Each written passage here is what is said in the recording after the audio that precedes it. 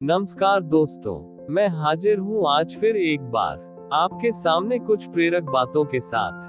दोस्तों, आप किसी भी परिस्थिति में हो, कितने भी परेशान हो, कितने भी हताश हो, निकाल लेगा आपका ये दोस्त आपको इन परेशानियों से बाहर। बस आप बने रहिए हमारे साथ, चलते रहिए, सुनते रहिए। तो चलिए शुरुआत करते हैं आज की प्रेरक यात्रा का।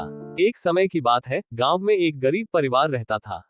उनका नाम बिरजू था। बिरजू के पास केवल एक जमीन और कुछ चारा पशु ही थे। उनका रोजगार कुछ खेती करके ही चलता था।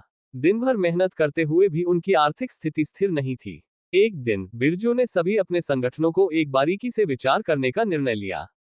वे ये समझने की कोशिश करने लगे कि उनके द्वारा की जाने वाली खेती में क्या गलती हो रही है और क्या वे इसे बदल सकते हैं।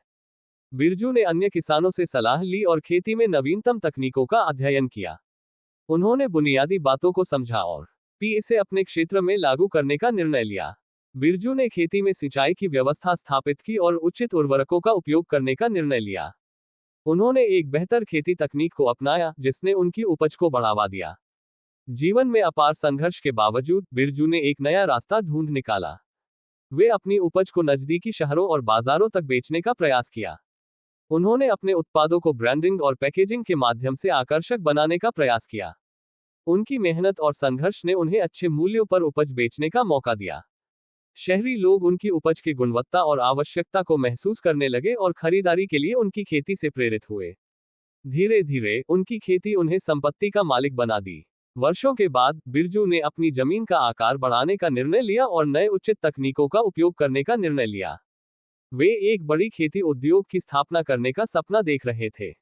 आज बिरजू गरीब परिवार से अमीर व्यापारी बन गए हैं। उन्होंने अपनी मेहनत, समर्पण और अद्वितीय विचारधारा के बल पर अपने सपनों को साकार किया है। वे आज खुद को गर्व महसूस करते हैं क्योंकि वे अपने परिवार की आर्थिक स्थिति में सुधार ला सके।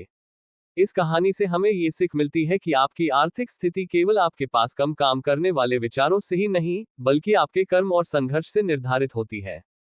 सफलता का रास्ता दुख, कठिनाइयों और विपरीत परिस्थितियों से भरा होता है, लेकिन अगर हम इन सभी के मुकाबले से आगे बढ़ने का निर्णय लें, तो हम अपने सपनों को साकार कर सकते हैं और अपनी आर्थिक स्थिति में सुधार ला सकते हैं।